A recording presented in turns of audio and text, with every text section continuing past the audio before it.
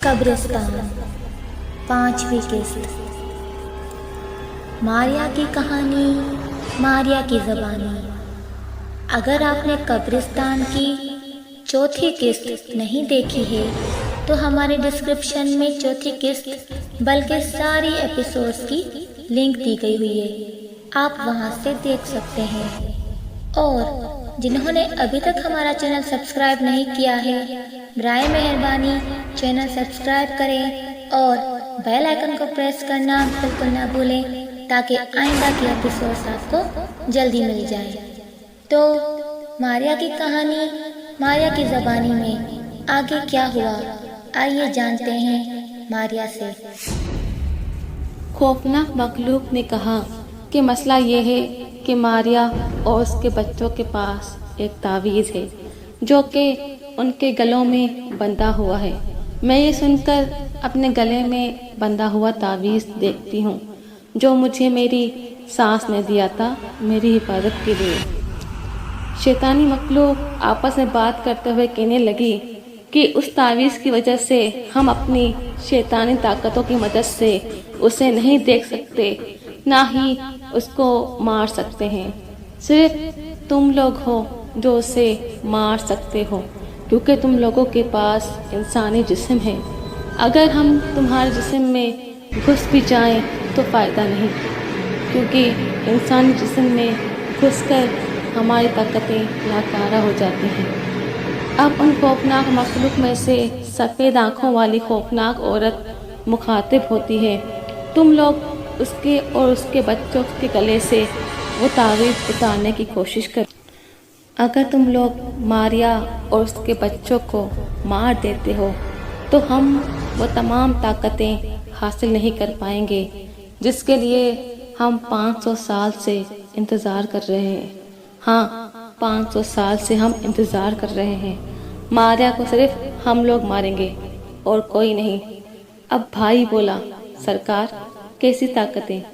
کون سی طاقتیں؟ آپ نے کبھی اس بارے میں ہمیں کچھ بتایا کیوں نہیں؟ سننا چاہتے ہو تو سنو۔ اس بار سرکٹا بولتا ہے، ہم لوگوں کا اس قبرستان پر 500 سال سے بسیرا ہے۔ 500 سال، ہاں 500 سال سے بسیرا ہے۔ اس جگہ بہت سے لوگ رہنے آئے اور ہم نے سب کو ایک ایک کر کر مار دیا۔ دراصل ہم نے پچھلے 500 سال سے بہت سے لوگوں کو مارا ہے اور یہ تمہارا خاندان آخری ہے۔ اس خاندان کے سب افراد کو مارنے کے بعد ہم بہت طاقتور ہو جائیں گے اور پھر تمام آدم خوروں، چڑیلوں اور جنوں پر ہماری حکمرانی ہوگی۔ لیکن اس کے لیے ضروری ہے کہ ہم ماریا اور اس کے بچوں کو اپنے ہاتھوں سے ماریں۔ اس کے بغیر ہم وہ تمام طاقتیں حاصل نہیں کر پائیں گے۔ اب تم لوگ پہلے کسی بہانے سے اس کے گلے سے تعویذ اتارو۔ اگر اس طرح کام نہ بنے تو اس کو بے ہوش کر دو، پھر آرام سے تعویذ اتار لینا، پھر ہم اپنا کام کریں گے۔ لیکن یاد رہے، اس کو بے ہوش اس طرح کرنا کہ وہ زندہ رہے، مرنے نہ پائے۔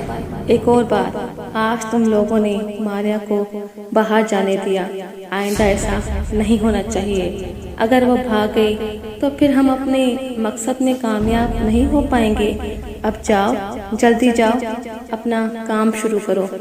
میں یہ سب سن کر نڈھال ہو جاتی ہوں۔ یہ سب سچ نہیں ہو سکتا۔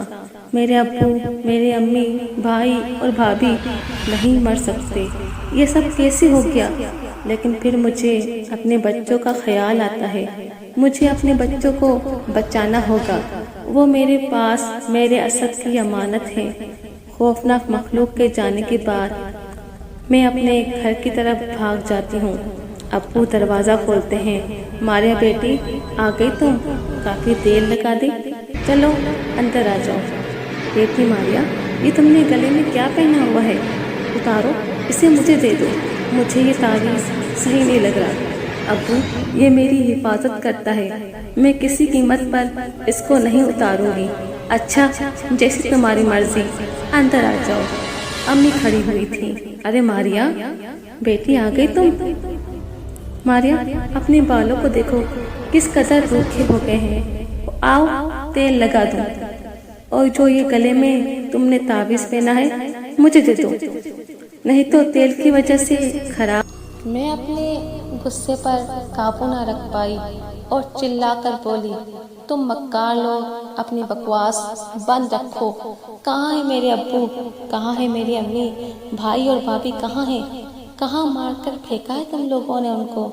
کیا ہو گیا ہے ماریا، ہم ہی تمہارے ماں باپ ہیں۔ بھائی اور بھابھی بھی یہ شور سن کر باہر آ جاتے ہیں۔ تم لوگ میرا یہ تعویذ اتار کر مجھے مارنا چاہتے ہو نا، جیسے میرے ابو امی کو مارا تم لوگوں نے؟ مگر میری یہ بات سن لو، میں ایسا ہرگز نہیں ہونے دوں گی، میرا اللہ میری حفاظت کرے گا۔ اب جب تجھے سب پتہ چل ہی گیا ہے تو دوسرا طریقہ ہی اختیار کرنا پڑے گا، اس کو پکڑ لو۔ امی چلاتی ہے، میں وہاں سے بھاگ جاتی ہوں اور کچن میں چھپ جاتی ہوں۔ سب میرے پیچھے بھاگتے ہیں سوائے بھابھی کے۔ میں کچن کی کھڑکی سے نکل کر گھر کے راہداری میں آ جاتی ہوں، پھر صوفے کے پیچھے چھپ جاتی ہوں۔ سامنے مجھے سیڑھیاں نظر آ رہی ہوتی ہیں اور اوپر میرا کمرہ جہاں میرے بچے سو رہے تھے، مگر سامنے بھابھی کھڑی تھیں۔ سب مجھے پاگلوں کی طرح ڈھونڈ رہے تھے اور میں اس بات کا شکر ادا کر رہی ہوں کہ میں نے کمرے کے باہر سے لاک لگا دیا تھا، جس کی وجہ سے میرے بچے محفوظ تھے۔ اب میں نے اپنے دماغ میں ایک ترکیب سوچی اور بھابھی کے پاس چلی گئی اور بھابھی سے کہا کہ ٹھیک ہے میں تعویذ اتار دیتی ہوں، لیکن ایک بات کا خیال رکھنا۔ کیا بات؟ بھابھی پوچھتی ہیں۔ میں پاس پڑا گلدان پکڑ کر بھابھی کے سر پر زور سے مارتی ہوں اور بھابھی کو دوسری طرف دھکا دے کر اوپر کی طرف بھاگتی ہوں۔ زور سے دھکا دیتی ہوں لیکن بھابھی ایک ہاتھ سے میرا پاؤں پکڑ لیتی ہیں۔ میں زور سے بھابھی کو جھٹکا دے کر اپنا پاؤں چھڑاتی ہوں اور گرتی پھرتی دروازے کی جانب بھاگتی ہوں۔ بھابھی چلاتی ہیں، پکڑو اسے، یہ بھاگ رہی ہے۔ امی، بھائی اور ابو میری طرف بھاگتے ہیں۔ میں جلدی سے لاک کھولتی ہوں اور اندر جا کر جلدی سے لاک لگا دیتی ہوں، پھر الماری کو دھکا دے کر دروازے کے سامنے کھڑا کر دیتی ہوں تاکہ دروازے کے باہر سے کوئی دروازہ نہ کھول سکے۔ ابو، بھائی، امی مسلسل دروازہ کھٹکھٹاتے رہے۔ بھائی کلہاڑی لے آتے ہیں دروازہ توڑنے کے لیے۔ میں اپنے بیڈ کے نیچے سے جلدی سے رسی نکالتی ہوں اور کھڑکی کھول کر رسی کو بیڈ سے اچھی طرح باندھتی ہوں اور رسی باہر کی جانب لٹکا دیتی ہوں۔ پھر میں بیبی کیریز نکالتی ہوں، چھوٹے بیٹے کو اس میں ڈالتی ہوں اور بیٹی کو ہاتھ میں پکڑ کر کھڑکی سے باہر نکلتی ہوں اور رسی کو پکڑ کر آہستہ آہستہ نیچے اترتی ہوں۔ کیونکہ اونچائی اتنی نہیں تھی اس لیے مجھے اتنا ڈر بھی نہیں لگا۔ میں جلدی سے نیچے اتر کر بھاگنے لگتی ہوں۔ بھائی اور ابو یہی سمجھ رہے تھے کہ میں کمرے میں ہوں، مگر میں تو کب کی بھاگ چکی تھی، لہٰذا جب انہوں نے دروازہ کھولا تو میں کمرے میں نہیں تھی۔ ان سب کے منہ سے ایک دردناک چیخ نکلی کیونکہ اب انہیں اپنے انجام کی فکر تھی۔ انہوں نے کھڑکی سے بندھے ہوئے رسی دیکھی اور بھاگ کر کھڑکی کے پاس نیچے دیکھنے لگے، مگر وہاں کوئی نہ تھا۔ وہ سب اب باہر کی جانب بھاگے، مگر افسوس میں بہت دور بھاگ گئی تھی۔ اب وہ نیچے بیٹھ کر اور بری طرح کی بھیانک چیخیں نکالنے لگے۔ دوسری جانب تعویذ کی وجہ سے خوفناک مخلوق کو بھی میرے فرار ہونے کی خبر نہ تھی، لہٰذا انہیں اس کا علم ہوا۔ وہ غصے سے تلملائے، فوری طور پر میرے خاندان کی جانب آئے اور انہیں جلا کر بھسم کر دیا۔ اب انہیں اپنا خونی کھیل دوبارہ شروع کرنا تھا جو کہ 500 سال تک جاری رہنا تھا۔ میں اور میرے بچے شاید وہ پہلے خوش نصیب لوگ تھے جو اس خونی کھیل سے بچ پائے تھے۔ میں اندھوں کی طرح بھاگ رہی تھی اور میری ٹکر ایک کار سے ہوئی۔ ٹکر اتنی شدید نہ تھی۔ میری ٹکر جس گاڑی سے ہوئی وہ میرے شوہر کی گاڑی تھی جو مجھے منانے آ رہا تھا۔ اسد آپ، میری خوشی کا کوئی ٹھکانہ نہ تھا۔ اسد آپ نے وہ تعویذ پہنا ہے نا جو امی نے آپ کو دیا تھا؟ ہاں پہنا ہے۔ پھر چلیں، جلدی چلیں۔ اچانک ہمیں چیخ دیا تو ہم نے دیکھا اشرف بھائی، اسد کا ڈرائیور، ہوا میں اڑ رہا تھا۔ اچانک ایک چھری اڑتی ہوئی آئی اور اشرف بھائی کے سر سے چیرتی ہوئی نکل گئی۔ اشرف بھائی موقع پر ہی دم توڑ گئے۔ چلیں اسد، جلدی چلیں یہاں سے، جلدی چلیں۔ اسد نے اشرف بھائی کو گاڑی کی ڈکی میں ڈالا اور جلدی جلدی گاڑی کو چلانے لگے۔ کچھ ہی منٹوں میں ہم گھر کے آگے موجود تھے اور میں نے چین کی سانس لی۔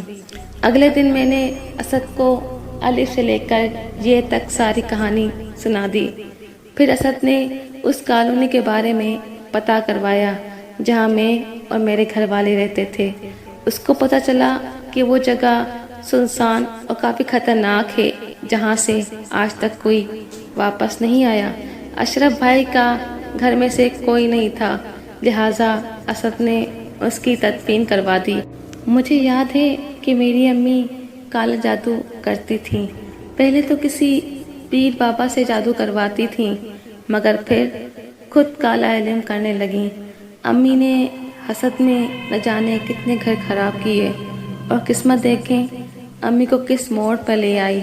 امی کو کیسی بھیانک موت نصیب ہوئی۔ سچ ہے، جو برا کرے گا وہ برا انجام ہی پائے گا اور جو اچھائی کرے گا وہ اچھا انجام پائے گا۔ تو دوستوں، قبرستان، ماریا کی کہانی، ماریا کی زبانی۔ اس کہانی سے آپ کو کیا سبق ملا؟ مجھے تو یہی سبق ملا ہے کہ جو جیسا کرے گا وہ ویسا پائے گا، جو بوئے گا وہی کاٹے گا، جیسی کرنی ویسی بھرنی۔ کسی کے ساتھ غلط کرو گے تو بدلے میں آپ کو بھی غلط ہی ملے گا، کسی کے ساتھ اچھا کرو گے تو بدلے میں آپ کو بھی اچھا ہی ملے گا۔ اس لیے غلط کاموں سے، ان کالے جادوؤں سے دور ہی رہیں تو اچھا ہے۔ کیا آپ کو ماریا کی کہانی پسند آئی؟ آپ کو کیا لیسن ملا؟ کیا سبق ملا آپ کو؟ کمنٹ سیشن میں ہمیں ضرور بتائیے گا اور ہمارے چینل کو سبسکرائب ضرور کریے گا، کیونکہ اس کے بعد مزید انٹرسٹنگ کہانیاں ہم آپ کو سنائیں گے۔ تو جلد ہی ملیں گے، اپنا خیال رکھیے گا، تب تک کے لیے اللہ حافظ۔